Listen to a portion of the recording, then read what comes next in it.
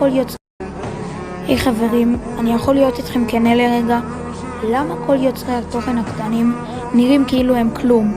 הם מעלים סרטון, עורכים טלפונים שבורים ומסכים שאי אפשר לראות איתם כמעט, מנסים את הכי טוב שלהם ורק מצפים לכמה לייקים קטנים.